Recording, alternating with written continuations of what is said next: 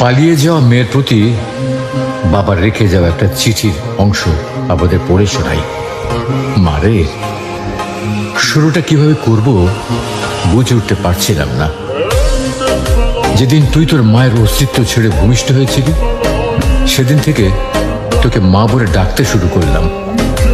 তোকে মা ডাকতে গিয়ে নিজের মা হারানোর ব্যথাটাই ভুলে গিয়েছিলাম। তোর মাকেও কোনোদিন মা ছাড়া কোনো নামে ডাকতে শুনিনি আমি। বিদ্যালয়ে প্রথম দিন শিক্ষক তোর নাম জিজ্ঞাসা করেছিলেন। তোকে মা বলে ডাকতে ডাকতে তোর ডাক নামটাও ভুলে গিয়েছিলাম আমি। হ্যাঁ, আমি তোর নাম বলতে না পারায় সবাই আমাকে নিয়ে হাসছিল।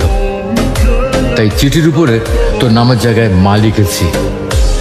হঠাৎ করে তুই এভাবে চলে যাবি, বিশ্বাস কর আমি একেবারে বুঝতে পারিনি। ছেলেটা যেদিন বাইরে ব্যাগ হাতে তোর জন্য অপেক্ষা করছিল, কখন তুই দরজা খুলে বাইর হয়ে আসবি, আমি তখন ভেতরে বসে স্রষ্টার কাছে প্রার্থনা করছিলাম